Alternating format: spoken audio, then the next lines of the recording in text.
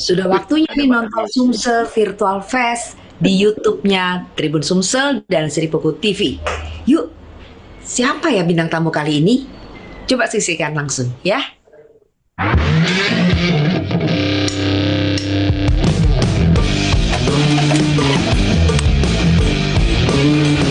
Tes, tes, tes. Oke, standby. 3, 2, 1. Assalamualaikum warahmatullahi wabarakatuh. Selamat siang pemirsa. Hari ini kita akan membicarakan tentang pasar mobil mewah kini.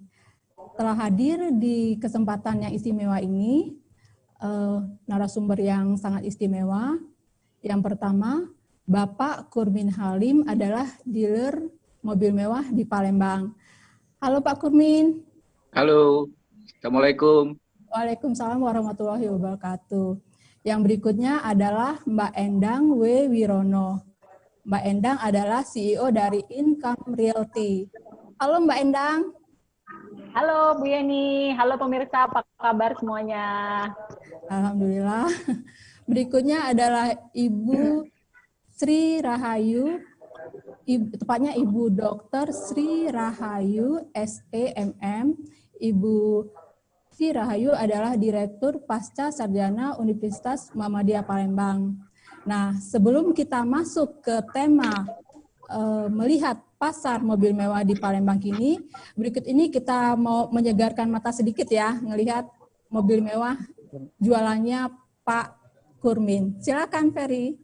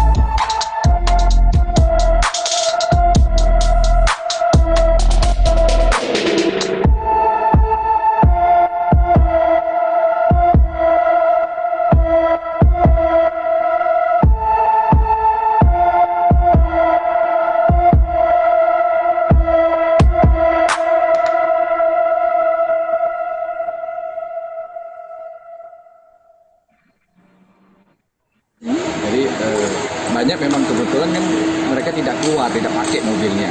Itu kesempatan mereka gunakan untuk servis. Oke, apakah artinya untuk servis ini ada? Ya itulah tadi video yang kita tampilkan. Sebenarnya itu udah muncul di YouTube ya. Jadi kita ambil sedikit, sempat wawancara juga waktu itu sama Pak Kurmin Halim. Nah sekarang kita kembali membahas soal ini untuk para pemirsa Sumsel Virtual Fest. Yang mau kita tanyakan pertama ke Pak Kurmin dulu ya. Ya. Pak Kurmin, dari yang pernah kita tampilkan di Tribun Sumsel beberapa waktu lalu, di situ Pak Kurmin sempat menyatakan selama tahun ini ya, mulai dari Januari hingga kini, bulan Juli ini, itu pasar mobil mewah khususnya yang produk dari Eropa itu nihil. Nah, kita mau tahu bagaimana perbandingannya sebelum masa pandemi ini, mungkin di tahun lalu ya, misalnya untuk tahun lalu mulai dari Januari hingga Juli, itu bagaimana tuh kalau dibanding dengan pasar sekarang ini. Kemudian secara umum, kalau misalnya musimnya normal, sebenarnya bagaimana sih minat dari orang Palembang atau Sumatera khususnya, Sumatera Selatan khususnya terhadap pasar mobil mewah? Nah, silakan Pak Kurmin. Ya, Mbak Yeni, terima kasih. Kalau kita melihat pangsa mobil, jadi saya akan bagi dulu ke beberapa kategori ya. Jadi menurut saya tidak semua mobil tertentu yang bisa dikatakan mobil mewah. Mobil mewah itu kalau untuk kelas Eropa itu rata-rata di atas 1 miliar harga mobilnya. Jadi kalau yang pasaran mobil-mobil Asia itu biasanya di bawah 1 M, antara sekitar 500-an, 300 sampai 500-an itu kadang-kadang juga distempel orang mobil mewah. Sebenarnya menurut saya itu bukan mobil mewah tapi menengah, mobil menengah.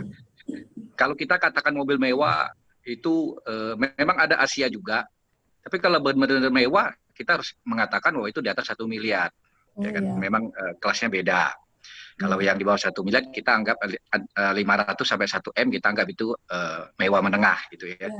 Nah, kalau yang di bawah 500 kita anggap yaitu mobil murah yang sekarang kita lihat banyak sekali. Kalau kita lihat kondisi perekonomian tahun 2020 ini yang kita tidak sangka-sangka, di mana kita lihat start biasanya untuk bulan Januari sampai bulan Maret itu biasanya pangsa mobil mewah biasanya untuk produk yang baru belum keluar itu biasanya. Mereka keluar di atas bulan Maret sampai antara Maret dengan bulan Juni. Jadi pada saat mobil itu siap untuk diproduksi atau diedarkan di Indonesia, itu kita sudah masuk ke masanya pandemi COVID-19 pada bulan Maret. Akhirnya kita melihat pangsa mobil ini otomatis jadi stagnan gitu. Karena kondisi perekonomian di bulan Maret begitu start ada COVID itu pengusaha sudah mulai wait and see semuanya. Sebenarnya pangsa mobil kalau kita lihat di Sumatera Selatan, Palembang itu sudah mulai bagus gitu. Kenapa? Karena yang kita tahu di setiap daerah apabila ada bengkel khusus yang menangani mobil mewah itu biasanya daerah situ akan maju. Dan kita lihat daerah-daerah yang maju, kita contoh seperti Bandung. Bandung tuh 10 tahun yang lalu itu nggak ada mobil mewah berkeliaran di kota Bandung. Tapi sekarang kita lihat mobil jenis sport yang terbaru pun sudah ada di Bandung. Kenapa? Karena perkembangan perekonomian Bandung itu sangat baik gitu. Baik sehingga setiap kota di daerah yang kita lihat banyak mobil mewah itu biasanya daerahnya maju. Daerahnya maju. Nah sehingga saya 5 tahun yang lalu memang saya sangat berkeinginan dan kebetulan memang hobi saya di mobil-mobil Eropa. Sehingga saya punya satu keinginan bagaimana membuat Palembang, Sumatera Selatan itu daerahnya betul-betul berkembang dengan adanya mobil mewah. Sehingga saya bukalah yang namanya bengkel pit stop. Bengkel pit stop itu memang kita tangani khusus mobil-mobil jelas yang kelas-kelas Eropa punya. Tapi faktanya kita lihat 4 tahun berjalan perkembangan mobil Eropa khususnya mobil-mobil mewah yang saya katakan di atas 1 miliar itu tidak terlalu pesat tetapi berjalan terus dia berjalan kata orang Palembang beguyur baik. Jadi karena dengan adanya bengkel, kalau dulu tidak ada bengkel spesialis mobil-mobil Eropa sehingga mereka yang mau servis mobil itu mesti panggil teknisi dari Jakarta termasuk saya dulu.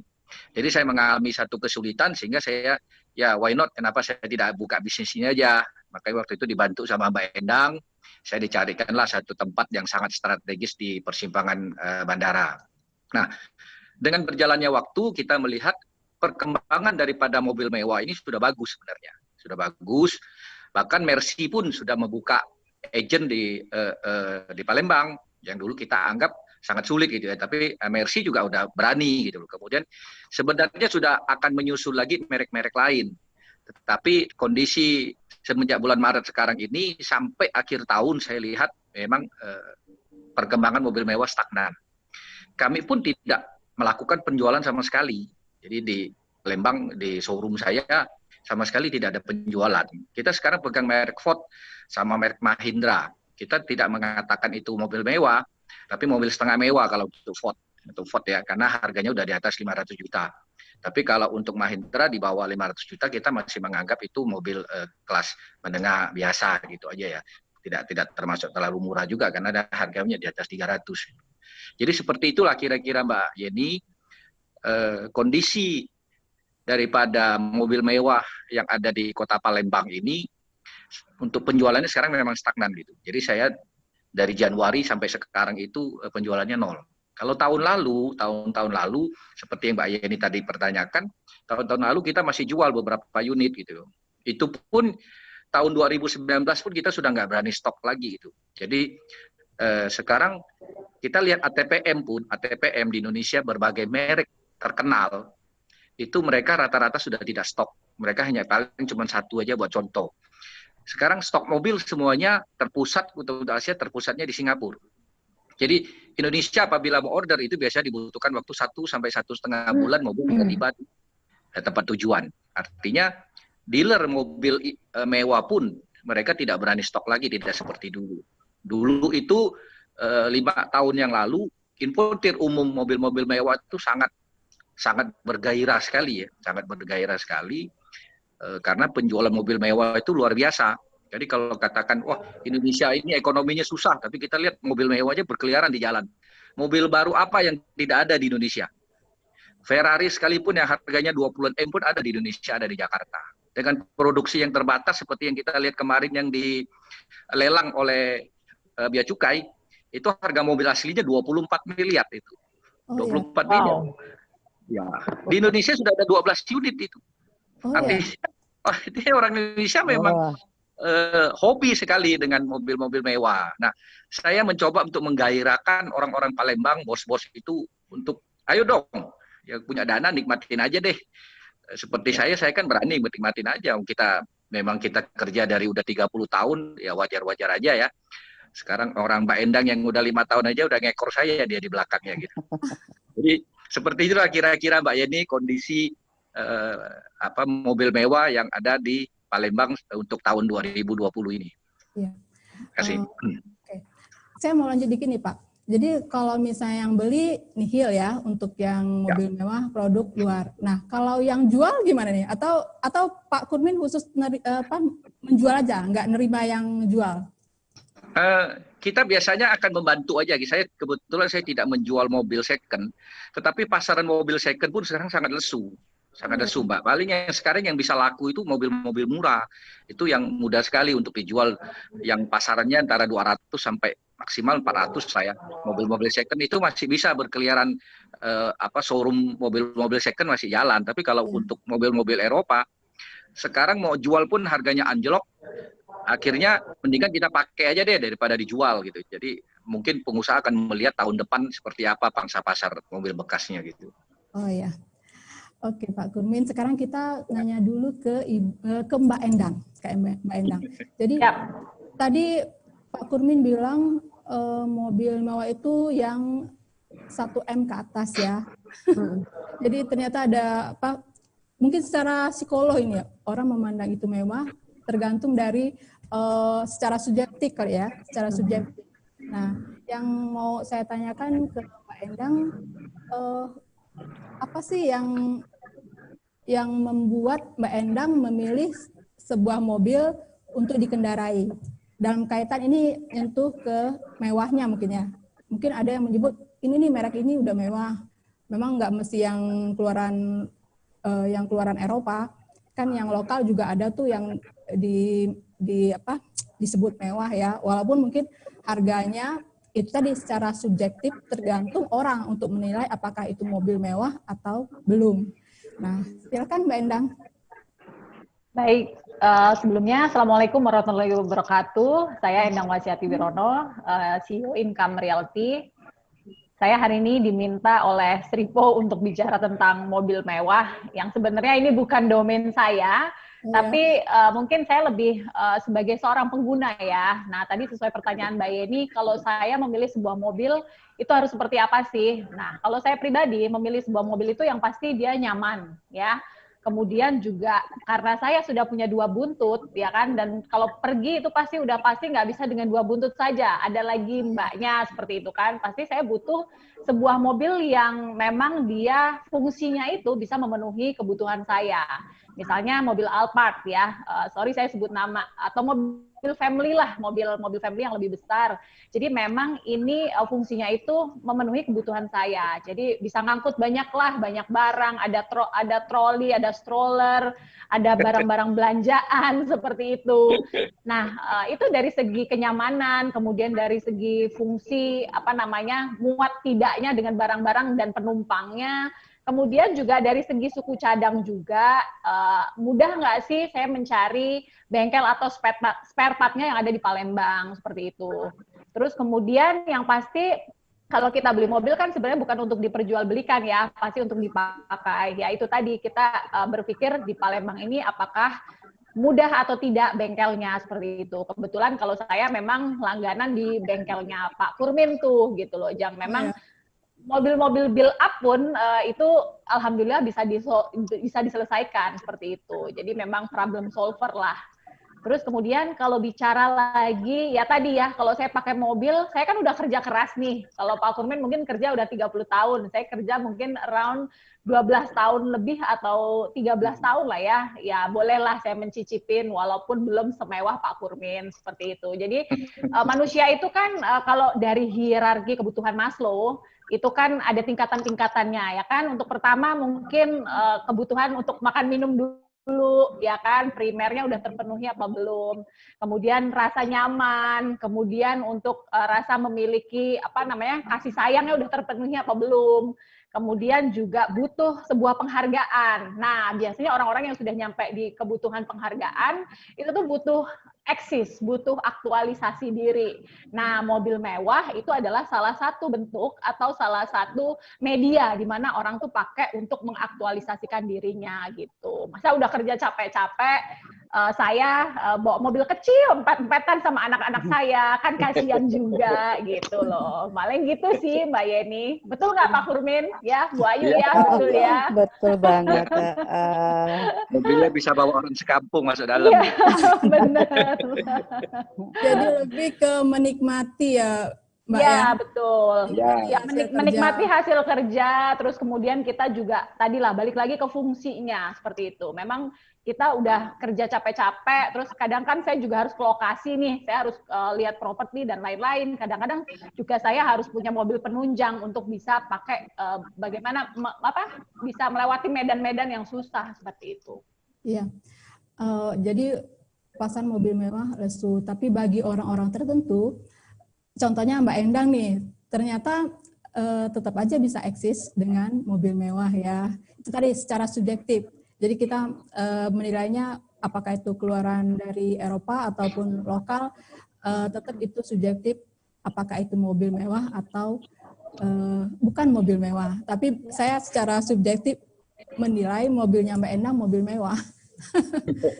Ya kurang lebih. Mungkin buat saya begitu Bu, tapi buat orang yang ya tadi ya tingkat kepuasannya itu kan beda. Kalau kayak Pak Kurmin pakai mobil yang saya pakai Camry, pakai Alphard itu udah nggak nendang gitu kan, karena beliau mungkin harus pakainya itu harus pakai Porsche gitu kan, harus pakai Jaguar yang mungkin ya buat saya oh ya udah nanti gitu belum nyampe ke sana gitu. Jadi balik lagi tadi kebutuhan Maslow sih Bu, seperti itu. Jadi teori hierarki Maslow itu nggak bisa dihindari untuk kita sih, seperti itu. Iya. Oke, berikutnya kita ke Direktur Pasca Sarjana Universitas Muhammadiyah, Ibu Sri Rahayu. Silakan Bu Sri. Terima kasih Mbak Yeni. Selamat siang Pak Kurmin. Selamat siang Mbak Endang. Selamat siang Mbak Endang. Ya, Bu Ayu. Dan semua penonton ya Tribun Sripo Virtual, Sumsel Virtual Fest 2020. inilah enaknya dosen, apalagi ngomongnya terakhir gitu ya. Tinggal menyimpulkan. Jadi tadi Mbak Endang udah bicara teori tuh, kan Mbak Endang tuh semuanya jago gitu loh. Aduh, enggak, Bu. Bicara UMKM beliau bisa, bicara soal ini tambah bisa lagi gitu kan. Jadi memang ada kebutuhan Maslow. Betul, Pak, Ratu webinar Pak, nanti kita kasih gelar. Jadi tadi kan udah disinggung Mbak Endang, ada kebutuhan Maslow ya, jadi kita mulai dari sini loh. Kebutuhan itu ada kebutuhan primer, yaitu makanan, pakaian, kemudian nanti kebutuhan sekunder, lalu tersier, dan yang keempat adalah kebutuhan kemewahan. Nah, mobil mewah ini masuk ke yang keempat. Jadi kita begini, misalnya nih ya, saya ke kantor, atau nggak usah deh, dalam suatu rumah tangga yang baru menikah misalnya, dia punya motor gitu ya. Terus untuk transportasi dalam rumah tangga dia cukup punya motor. Kemudian dia merasa si istri karena beda jam kerja, mungkin nggak bisa lagi suami nganter. Akhirnya, Pak kita beli motor satu lagi dong. Nah, boleh beli lagi. Kemudian mereka hidup, meningkatlah total pendapatan mereka. Pak kayaknya kehujanan nih, sebentar lagi kita sudah punya anak. Beli mobil dong. Nah, artinya beli mobil ya. Lalu setelah beli mobil, si istri ngomong, saya kan punya usaha Pak, nggak bisa dong ikut-ikut Papa, beli mobil lagi satu gitu ya. Terus akhirnya kebutuhan itu terus ada. Jadi semakin tinggi tingkat pendapatan seseorang, maka kebutuhan itu akan terus. Jadi karena memang kebutuhan manusia itu tidak terbatas. Dan seterusnya. Dan ini tadi, kebutuhan kemewahan ada seperti ini. Ketika kita misalnya pergi, anggaplah kondangan ya, di Palembang ini trennya kondangan. Kalau kita misalnya naik mobil, saya sebut aja Mbak Endang ya jenisnya ya, Avanza misalnya ya, akan parkir jauh-jauh mungkin dari pintu masuk gitu ya. Tapi ketika naik Porsche atau Ferrari atau ya minimal Lexus, kita parkirnya di depan pintu masuk ya dan dibukakan. Ya kenapa? Karena bukan dia sombong, karena memang aku sudah capek bekerja 30 tahun loh. Wajar aku menikmati ini dengan susah payah, aku mau mengisi hidup ini, orang tidur saya bekerja, orang santai saya masih kerja di kantor gitu ya. Jadi itu sudah wajar. Nah, 15 tahun aja Mbak Endang sudah mampu kan, apalagi nanti yang Pak Kurmin udah 30 tahun. Jadi itu memang kebutuhan yang didasari oleh kemampuan pendapatan manusia gitu ya. Jadi tidak masalah. Nah, sekarang makanya saya persilakan saja sih sesuai dengan kemampuan kita. Apalagi sekarang misalnya ada kemudahan. Oh, saya teman nih dengan Pak Kurmin di webinar. Besok-besok saya bisa dong ngeridet mobil mewah. Oh, bisa, kata Pak Kurmin. Nah, artinya ada kebijakan. Bayarnya suka-suka. Bayarnya suka-suka lagi gitu ya, Pak ya. Nah, jadi itu kan ada kebijakan harga akibat misalnya karena networking, karena pertemanan, seperti itu. Nah, terus kita lihat loh, sesuai dengan judul kita hari ini, bahwa pasar mobil mewah setelah pandemi COVID. Tadi saya cukup berbincang-bincang juga dengan beberapa bosnya dealer mobil di Palembang ini. Mereka ngomong sepertinya tidak terganggu. Jadi ada satu yang optimis banget, yang ngomong tadi, Bu, 95% penjualan mobil mewah kami tercapai. Saya bilang, berapa harga mobil yang laku? Nah, ini Pak Kurmin tadi bilang, kalau di bawah 1 M tidak termasuk mewah gitu kan. Dia ngomong, iya sih 900, tapi sampai 2,1 M. Saya bilang, kenapa Pak kok tidak terganggu dengan masalah ini? Karena memang sebenarnya kondisi sekarang ini yang terganggu itu masyarakat kelas bawah yang tidak punya tabungan. Ya, kalau yang income-nya menengah ke atas dan membeli mobil ini kan membeli suatu produk itu tidak semerta-merta hari ini aku mau beli, enggak. Itu ada tahapan di dalam teori pemasaran itu ada 5 tahap gitu. Jadi, oh saya butuhnya apa? Kata Mbak Endang, saya butuhnya mobil yang anak saya nyaman, bisa tidur, kita saya bekerja. Kalau nanti nggak nyaman dia mengganggu kondisi Mbak Endang yang harus bekerja kan. Terus dengan peralatan, artinya butuh gitu. Setelah butuh, ini tahap pertama loh, langkah pertama butuh, terus dia nanti akan mencari informasi. Oh saya butuhnya mobil seperti ini, langkah kedua. Dia kumpulankan bagaimana kebijakan-kebijakan, promosi apa yang ada, langkah ketiga. Langkah keempat, dia memutuskan, oh enggak, nanti ada referensi suami, referensi keluarga, referensi anak gitu ya. Belum, nah langkah kelima dia baru mengambil keputusan. Jadi, dan 5 langkah ini kan ada tahapan waktu. Jadi tidak semerta-merta dalam waktu 15 hari misalnya dalam waktu, enggak. Jadi mungkin saja dan bukan mungkin, ternyata ini di lapangan iya. Orang ini sebenarnya sudah punya rencana pembelian mobil mewah itu di awal bulan Januari, Februari, Maret dan realisasinya baru sekarang gitu. Saya bilang, kenapa realisasinya sekarang? Ditanya karena begini, misalnya Mbak Endang ya, biasanya kan kita liburan anak-anak tuh kan maunya misalnya ke luar negeri. Habislah kita biaya kita tuh misalnya sampai 100-200 juta lah ya. Kalau ke Eropa, kemana, sekeluarga besar ya. Tapi sekarang kan nggak bisa kemana-mana. Jadi kita kan mendep di rumah, artinya income-nya nggak keluar banyak-banyak banget gitu. Paling-paling buat internet dan makan, tapi buat jalan-jalannya semuanya ditunda gitu ya. Artinya apa?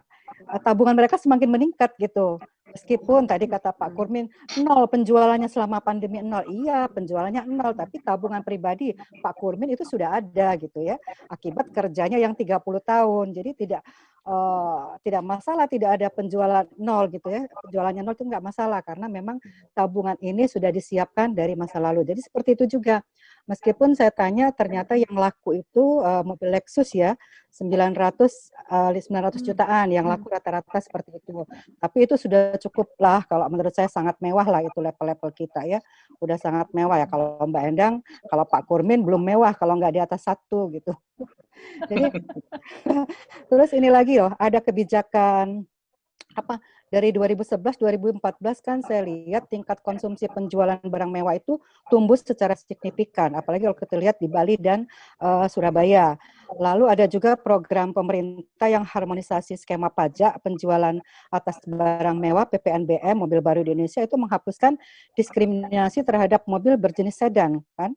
Berdasarkan peraturan pemerintah di nomor 73 tahun 2019 itu tentang barang kena pajak yang tergolong mewah berupa kendaraan bermotor yang dikenai PPNBM, dasar penkenaannya itu adalah lebih detail pada skema baru, itu sebuah mobil penumpang berbahan bakar fosil yang kapasitas silindernya di bawah 3000 cc. Maka dikenakan PPNBM sebesar 15%, 20%, 25%, dan 40% berdasarkan keluaran CO2 dan konsumsi bahan bakar. Jadi ini sangat menunjang sekali penjualan terhadap mobil-mobil mewah ini ya. Jadi nanti kita berharap setelah pandemi COVID ini semakin banyaklah berseliweran mobil-mobil mewah di Kota Palembang yang kata Pak Kurmin kalau banyak mobil mewah maka daerah itu akan maju. Seperti itu. Ya dah, itu sudah pasti loh kalau misalnya banyak yang bersepeda artinya lagi olahraga ya Mbak Endang. Iya. Karena itu loh. Sepedanya sepeda mahal lagi ya. Nah, makanya dulu kan kita cepat misalnya beli sepeda cuma hanya 1 juta kan, misalnya zaman-zaman dulu ketika kita baru bekerja lah gitu. Meningkatlah pekerjaan kita, meningkatlah penghasilan kita, tabungan kita. Sekarang sepedanya berapa? Paling murah 40 juta. Yang sepeda bisa dilipat-lipat gitu kan. Nah, artinya memang kebutuhan kemewahan itu tidak bisa kita ingkari karena ada rasa kepuasan diri, ada capaian, ada rasa penghargaan. Dan ngapain sih aku capek-capek kerja 30 tahun kalau harus masih capek-capek, mobil yang sakitnya semua badan gitu loh. Udah wajar lah saya naik mobil mewah supaya kalau ada apa saya nggak nikmat ini udah 30 tahun kerja gitu. Itu dulu Mbak Yeni sementara. Iya. Baik, kita mau nanya lagi nih ke Pak Kurmin. Pak Kurmin, kira-kira prediksinya Pak Kurmin pasar mobil mewah, khususnya mobil mewah keluaran Eropa. Nah, kapan tuh akan kembali bergairah di Palembang atau di Sumatera Selatan? Mbak Yeni, saya tertarik dengan apa yang disampaikan Mbak Sri tadi itu mengenai bahwa ada showroom yang mengatakan bahwa pangsa mobil mewah mereka masih berjalan dengan baik gitu ya. Mungkin itu hanya untuk menaikkan mereka punya semangat kerja aja ya. Tapi kalau faktanya sangat terlihat sekali bahwa sekarang kita lihat aja di jalan-jalan itu untuk lihat mobil baru yang plat sementara itu udah sangat minim sekali sekarang. Ya, apalagi kapasitas yang mobil di atas 500 juta. Contoh seperti saya biasanya setahun sekali atau 2 tahun sekali itu udah ganti mobil baru lagi. Tapi sekarang saya menahan diri kenapa? Karena kondisi ekonomi sekarang memang tidak mengizinkan kita untuk membeli barang-barang konsumsi yang memang sebenarnya kita sudah ada gitu loh. Ya seperti saya mobilnya sudah ada. Kenapa saya masih harus mengganti mobil yang lebih bagus pada kondisi ekonomi seperti sekarang? Karena konsumtif seperti sekarang ini kadang-kadang bisa menjerat kita, Mbak. Bisa menjerat kita. Terpuruk di kondisi ekonomi yang tidak baik. Kenapa? Karena kita memaksakan diri gitu. Ingin tampil beda, ingin hebat, dilihat orang, kiri kanan tetangga, bahwa kondisi sekarang hebat ya, itu tetangga kita masih bisa beli mobil mewah. Padahal menurut saya itu pada kondisi yang tidak bijaksana. Apalagi kita tahu sekarang Singapura sudah mengalami resesi. Ya. Kemudian disusul oleh Korea Selatan. Laporannya kemarin itu Singapura itu sudah minus 3,6%. Ya kan? Kemudian Korea Selatan. Nah, artinya Indonesia harus siap-siap gitu loh. Karena resesi juga bisa menyerang Indonesia. Oleh karena itu saya melihat teman-teman saya pengusaha, rekan-rekan saya di Jakarta yang orang-orang gila mobil punya semuanya. Itu ketika kita diskusi biasanya saya punya satu klub penggemar mobil mewah di Indonesia.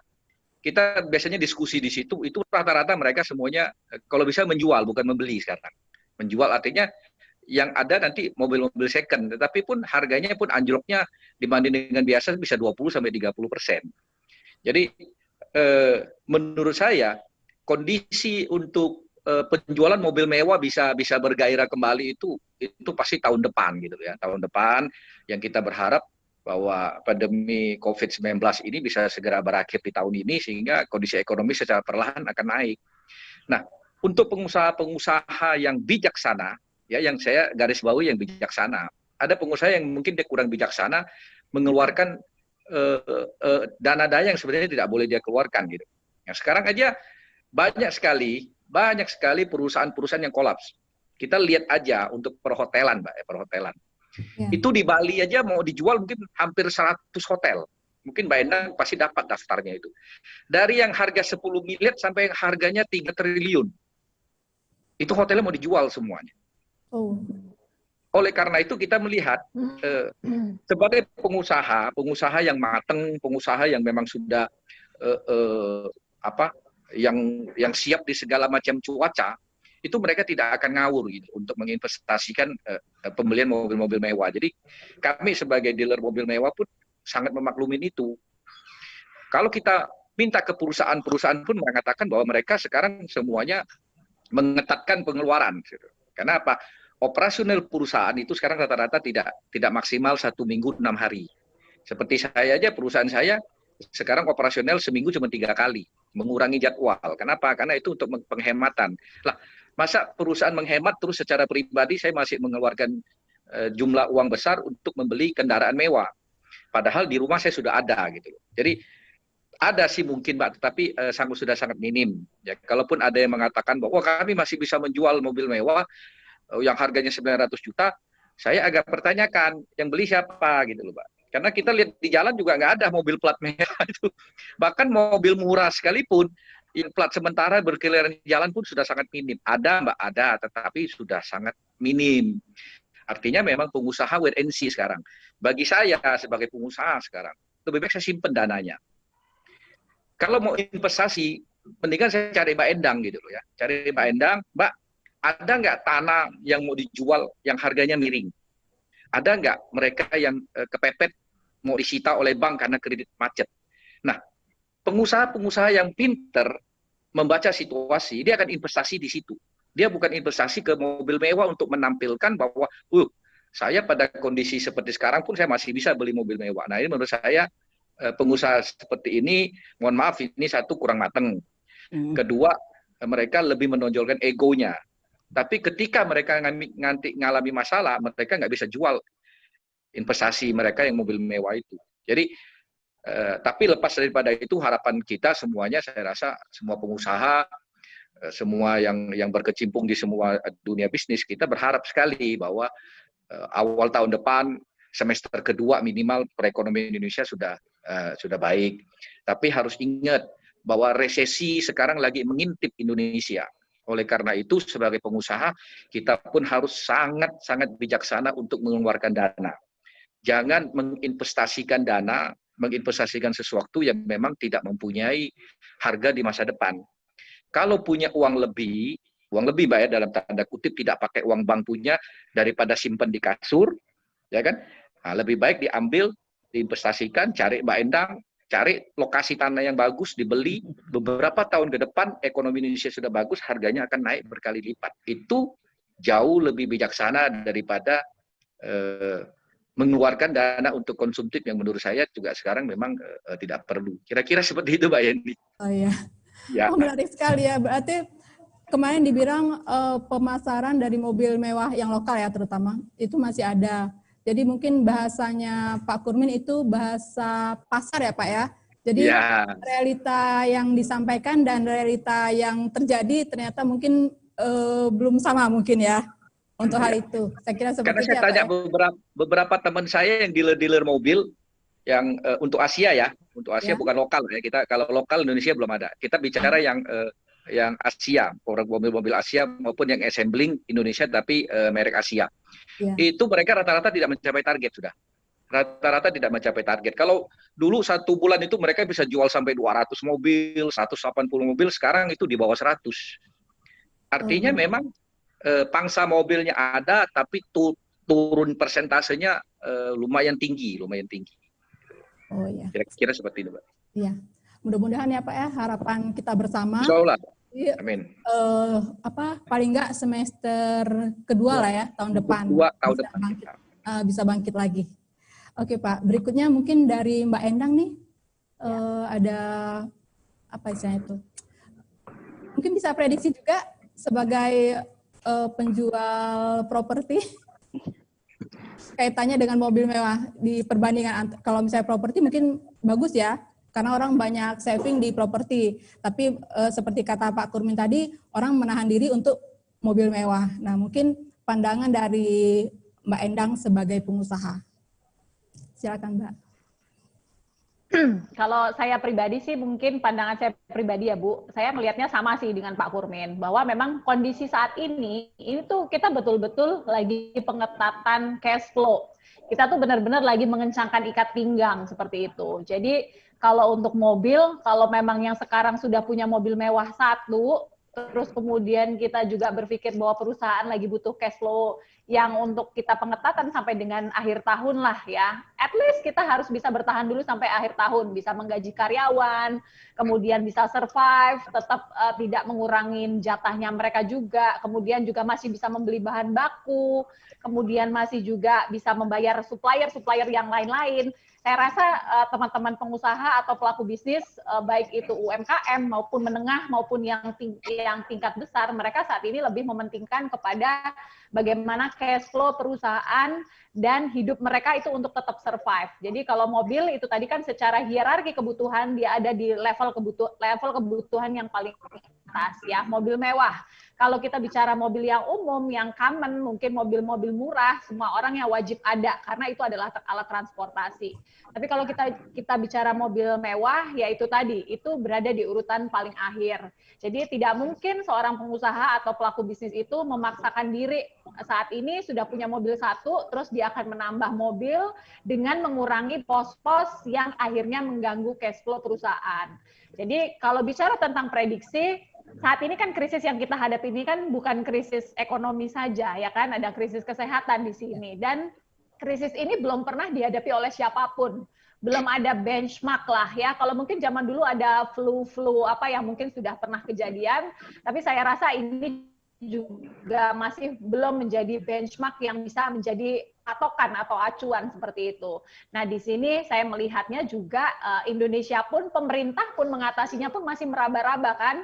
Kalau kemarin itu mereka fokusnya adalah, ayo jaga kesehatan, physical distancing dan lain-lain. Kemarin juga sudah keluar berita bahwa dirubah menjadi fokus ke percepatan ekonomi seperti itu dengan Ketua Pak Erick Thohir.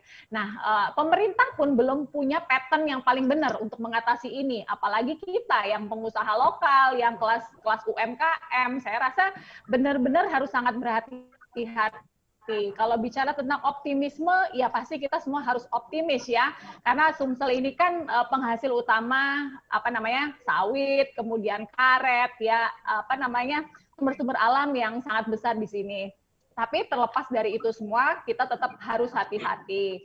Dan mengenai gambaran ke depan, ya mungkin kalau sekarang kita bicara percepatan sampai di Desember, saya rasa masih bergerak tapi belum begitu signifikan. Karena kalau kayak ngelihat di dunia saya sendiri di properti, sekarang sih alhamdulillah telepon sudah banyak masuk. Request sudah mulai ada lah, karena mungkin orang sudah berpikir, oh ya, life must go on. Kita akan hidup seperti kita hidup dengan demam berdarah nih. Ada COVID, ada demam berdarah, ya yang penting semua jaga diri baik-baik seperti itu. Tapi kalau saya melihat kembali lagi prediksi ke depan untuk mobil mewah, ya belum bisa ngomong sesuatu yang bagus, tapi mungkin kita harus optimis tahun depan itu akan ada market dan gairah yang lebih baik lah. Itu Mbak Yeni. Insya Allah, amin. Ya. Amin. Oke, berikutnya yang terakhir nih kayaknya ke Ibu Sri Rahayu. Silakan Bu. Baik, Mbak Yeni. Tadi bilang Pak Kurmin mengatakan bahwa itu tidak ada ya, barangkali ya Pak. Tapi ada satu kalimat untuk membuat motivasi bagi dia, dan memang itu mungkin baru sekedar permintaan tapi belum terrealisasi gitu ya.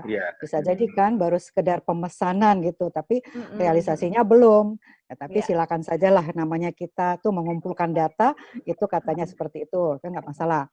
Baik, memang Pak Kurmin, di masa-masa sekarang ini kita ya di masa pandemi seperti ini kan bingung ya.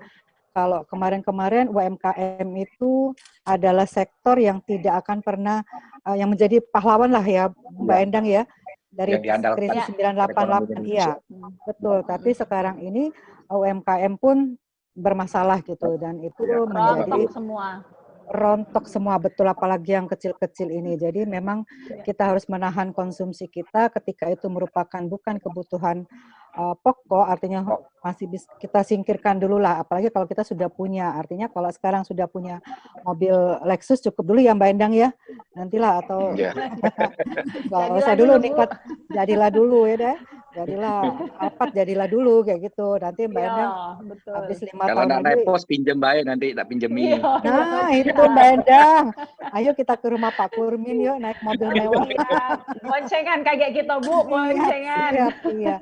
Jadi memang begitu Mbak Yeni, memang saat ini adalah kita tenggang rasa kita, mungkin kata Pak Kurmin ya, kalau memang sudah ada satu, ya nanti aja dulu lah, tahan dulu, kita belum tahu kondisi perekonomian, meskipun kemarin kata Pak Hari Widodo dari Bank Indonesia, itu tingkat perekonomian Sumatera itu kan 4,56, cukup optimis ya, dibandingkan tingkat perekonomian Indonesia yang sudah hampir negatif justru kan, 2, sudah 2, sekarang tingkat perekonomian Indonesia. Tapi Sumatera atau khususnya Palembang masih tinggi kayak gitu. Jadi mudah-mudahanlah dengan kegiatan kita yang membantu UMKM saat ini, pelan-pelan ekonomi Sumatera Selatan meningkat dan menjadi baik, karena biasanya Palembang ini selalu nggak terganggu dengan kondisi ketika terjadi resesi, orang Palembang tenang-tenang saja gitu ya. Hebat, tahan banting. Betul Pak. Jadi apapun orang Palembang itu nggak masalah gitu kok, tenang aja, nggak ada, meskipun sudah dunia beguyur Pak, dan tidak menunjukkan kesusahan barangkali seperti itu. Jadi semua kalimat memang ini ada sih menurut Pak Ginanjar itu, kita harus dalam seminggu aja, mari kita berkata positif supaya itu positif akhirnya. Jadi jangan, aduh aku sedih, aku sakit, aku ini nggak usah. Tapi saya sehat, saya kuat, saya maju, saya ini setiap hari seperti itu. Dan kedua, kata Pak Ginanjar itu kalau keluar rumah, ketemu apapun doakan. Ketemu pengemis doakan supaya dia dapat banyak hari ini, ketemu pemulung semoga dia dapat banyak hari ini, ketemu abang becak semoga banyak penumpang hari ini. Positif terus, akhirnya kita sama-sama berpikir positif dan hidup berdampingan dengan COVID nggak ganggu kita nggak ganggu COVID gitu ya. Kalau ketemu mobil Porsche Bu, didoain juga ya, semoga jadi milik saya gitu ya. Tenang aja kalau itu Mbak, tinggal kita ke rumah Pak Kurmin. Halo Pak Kurmin. Tinggal datang aja kita. Oke. Jadi intinya berpikir positif barangkali Ibu Sri ya. Jadi tadi udah disampaikan oleh Pak Kurmin, kalau orang kaya tuh sebenarnya duitnya masih ada aja ya Pak ya. Tinggal dia menahan diri mungkin untuk membeli. Terus kata Bu Sri juga, sebenarnya orang kaya nggak masalah sih, musim apa kayak musim pandemi, krisis apa, bebas gitu ya. Iya, malah di musim pandemi ini jadi savingnya banyak karena nggak banyak keluar, jalan, ya kan seperti itu. Anak Mbak Endang nggak minta ke Singapura kan? Ya hemat Bu, nggak ada, kita jalan-jalan ke pinggir jalan pun dalam mobil aja. Oh iya, tapi Mbak Yeni ada satu quote yang mesti saya sampaikan kepada para pengusaha yang Ya, mungkin silakan Pak. kesempatan di siang ini bisa menyaksikan kita di siaran ini. Ya. Saya menyampaikan satu quote yang mungkin harus menjadi satu hal yang positif yang dipikirkan oleh para pengusaha, terutama di Kota Palembang atau siapapun yang menonton ini. Bahwa untuk tahun ini jangan kita berpikir lagi keuntungan. Ya. Gitu. Tahun ini kita jangan lagi berpikir keuntungan. Tahun ini kita harus berpikir bagaimana kita bisa mempertahankan roda daripada perusahaan kita agar bisa berjalan dengan baik. Jangan coba berpikir lagi untung. Bisa bertahan aja itu sudah kita harus bersyukur. Karena banyak sekali perusahaan yang rontok gitu. Banyak sekali perusahaan yang rontok. Oleh karena itu sebagai pengusaha bagaimana mempertahankan diri, kemudian bagaimana supaya perusahaan tetap bisa berjalan untuk melewati masa-masa yang pelik ini dulu. Insya Allah tahun depan masuk semester kedua perekonomian Indonesia sudah bisa baik. Kalau pengusaha masih berpikir untuk mencari untung yang besar, justru akan membuat kondisi malah tidak baik. Jadi seperti kami bidang jasa, saya kapal di seluruh Indonesia itu 3 bulan saya nggak bisa beroperasi kapalnya. Nah, bagaimana saya bisa tiba-tiba saya misalnya dapat operasi, saya berpikir untung? Tidak. Saya harus berpikir bagaimana supaya kapal saya satu demi satu bisa operasi untuk supaya berekses kembali secara perlahan. Tidak pernah lagi saya berpikir dia harus untung. Karena apa? Pada saat dibuka kapal untuk boleh operasi, biasanya kondisi penumpang akan menurun, load faktornya akan turun jauh sampai 40%. Nah, bagaimana kita bisa untung? Sementara pembatasan social distancing oleh pemerintah dalam hal ini 50% kapasitas baru boleh angkut. Jadi bagaimana kita bisa pikir dengan mengangkut 50% total seat yang ada kita bisa untung. Kita harus berpikir bagaimana kapal kita bisa operasi, eksis supaya masyarakat tahu bahwa transportasi laut ini sudah beroperasi kembali. Jadi jangan sekali-sekali kita saya harus untung bagaimana caranya. Tidak lagi. Tapi saya harus pertahankan bagaimana supaya perusahaan saya tetap bisa berjalan, tetap bisa eksis, tetap bisa membayar gaji karyawan, tidak mem-PHK karyawan secara massal. Nah, itulah kunci utama daripada seorang pengusaha agar dia tetap bisa eksis tahun depan, dia tetap perusahaan ini bisa berjalan dengan baik. Nah, itu sangat penting, Mbak. Iya, ya Pak Kurmin. Kemarin itu ada pengusaha yang curhat ke saya, itu telepon ya. Dia sampai saat ini tidak mem-PHK dan dia tidak akan mem-PHK. Namun kemarin dia kesulitan untuk membayar karyawan, dia cari berbagai cara dia pertahankan. Pokoknya Boy saya tidak akan mem-PHK satu orang pun karyawan saya karena harapan saya mereka berdoa untuk saya dan saya bangkit lagi. Jadi sebegitunya memang ya. Pokoknya dia tidak mau mem-PHK itu saja. Jadi kalau mem-PHK nanti akan menimbulkan tingkat kerawanan katanya dan tingkat pengangguran tinggi akibatnya itu seperti itu. Biasanya mengurangin aja, Mbak. Biasanya yang paling betul adalah kita tidak seperti perusahaan saya tidak mem-PHK tetapi mengurangi jam kerja. Misalnya kalau kita bagi otomatis dengan kegiatan yang berkurang. Seperti Mbak Endang juga sama, dengan kegiatan yang berkurang dia akan membagi. Yang biasanya seminggu masuknya 6 kali, seminggu masuknya 3 kali. Jadi gantian.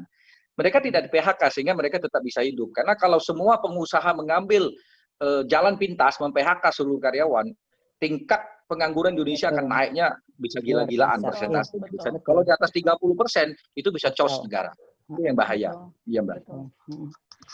Boleh menambahkan sedikit, Ibu? Jadi ini menarik kalau tentang PHK mem-PHK. Jadi judulnya kemarin saya baru ngobrol sama satu pengusaha Palembang, pengusaha kuliner.